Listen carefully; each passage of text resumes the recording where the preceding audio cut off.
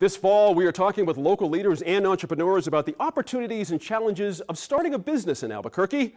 In the coming weeks, we will meet many different entrepreneurs, but our first entrepreneur is our youngest. Donovan Smith is the owner of Toil and Trouble Baths. He's known for his creativity and the very fine smelling soaps. I sat down with him recently to learn how he got started and why giving back to the community is also very important to him. We're here with Donovan Smith from Toil and Trouble Bath. Donovan, 12 years old, entrepreneur.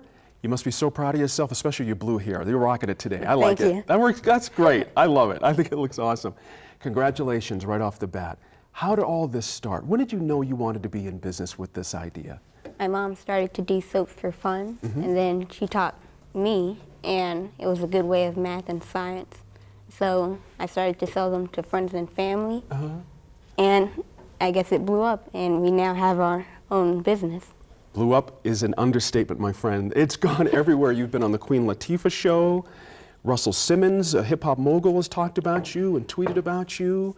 You're getting international sales. And when you say it blew up, did it blow up right away, right when your friends started talking about you? It blew up a little bit, then it slowed down, and then it started to go back up. Wow. Take us through the process. How are these made? And we've got some of your products here. We've got some interesting food products, but then also you've got some interesting Star Wars related things just in time. We've got an interesting little gummy bear down there, that little purple guy. I think that's kind of cool. But what's the process? Like, take us through that cupcake there right on top. How do you even make a mold and make all that? We pretty much pick out the best mold for it, and that's where my creativity comes in. Pick out the color I want and the fragrance. And it takes a lot of time. Right. And we have to wait, pour it in, wait, and then pour it back in. So it takes a lot of process. How long does it take to set up before you could break the mold out? Probably 30 minutes. Oh, really? That quick? Okay. How many do you think you can do in a day? Like, say, if you had an order for like 100 of those cupcake soaps, how many would that take you? Like a day, a couple of days? Could you do something that big? I could probably do it in 2 days. Wow, not bad. You might end up having this problem soon, by the way. It's figuring out how to make more stuff. Take us through some of the products. What were some of the ideas for some of the products that you got up there? Start up top there. I love the Death Star right at the top middle there. Death Star. I'm starting to watch Star Wars and try to keep on track. And just when the new Star Wars movie is coming out, we decided to make bring back Darth Vader and the Stormtroopers from last year. Right. And add in a new addition to the family, and the Death Star and the X-Wing. Oh, right, the X-Wing. Can't leave out the X-Wing. That's cool. Now, I saw you mentioned on the MSNBC show, I got a chance to watch the tape of that you have a unique fragrance for Darth Vader because you don't necessarily associate Darth Vader with feeling clean and feeling, like positive. How does one decide? How do you decide what is going to smell like what? Like, how do you decide what the corn's going to smell like versus the cupcake versus Darth Vader? Who comes up with those decisions? Well, I usually do, and we try to make it like a fun scent that people will get used to and really like. Yeah. And the Darth Vader, I don't know, it's just fun. Yeah. Now you've had a booth at the Rail Yards. This is where you first gained your notoriety at the downtown Rail Yard Market. What was the feedback like when people got to actually see and pick it up and smell? When you started selling stuff immediately, did it just work out when people were there? Yeah. And they were really surprised that it was actual soap. Like, they pick it up and they think it's food. And others will be like proud, and they really like what I'm doing. Right. I'm so curious. Can I smell that Darth Vader? Can I smell that guy? I heard this. I'd wash with that. I'd rub Darth Vader's head all over my body for that. That's not so bad. I like it. I like it. You have another event coming up actually at the December 13th.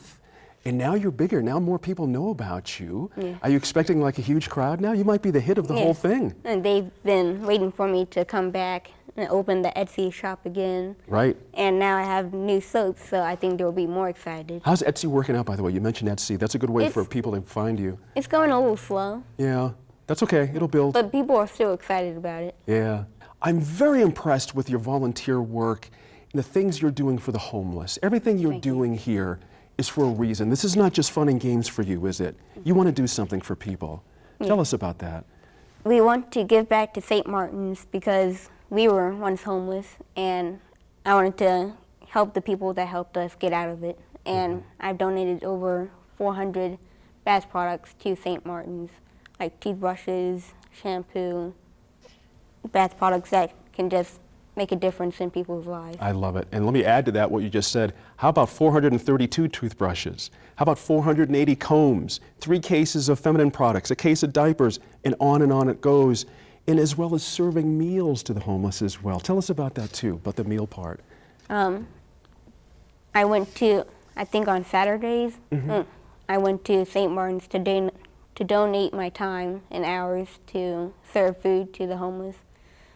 I also got to make some of the food, which was really fun. Cool. And it was really nice being there.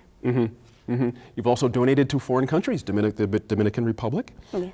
Books and clothing and food. How did that all Ecuador. come about? In Ecuador as well, yeah. How did that all come about? When I travel, I love it when a 12-year-old says, when I travel. I like that. Good for you.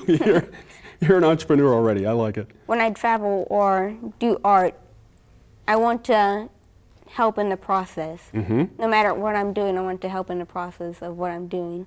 And I think it's just really nice that someone in Dominican Republic can say, this little boy just gave me soaps. Yeah. And I don't think they've ever seen that before. And it's really nice to give that to them and give them that experience. I bet that feels good. You know, you're right on point. I was joking with our producer, Sarah Gustavus, that you're right on point with artisanal soaps. It's a big deal right now. There's a lot of people making soaps out there. Do you feel like there's some competition possibly headed your way with doing certain food products and things like that? Do you feel pretty comfortable? You've got your own little niche going on. I feel pretty comfortable. I can see that there's a little competition going on, and I think one lady actually tried to figure out what scent I had and try to copy it. Oh, really? But other than that, I think I'm pretty comfortable with it. Yeah. Do you have, like any other business, you're either growing or you're shrinking. It just goes one of two ways. You're never really staying the same. Either it can go bad or it can go really good. There you go, brother. Absolutely right. And so expanding a product line is always one of the very tricky things for an entrepreneur to try to figure out. When do you grow? How big do you grow? How many more products do you offer? Do you eliminate some products? You never know. And the one that I'm really kind of interested in is that little gummy bear in the front there. It's not solid. It's actually a gel-like feel to it. How did you come up with that? That's interesting. It just sort of Again, happened. just Really? out of my mind. It's really cool, and we figured out a new material to make it with. Right.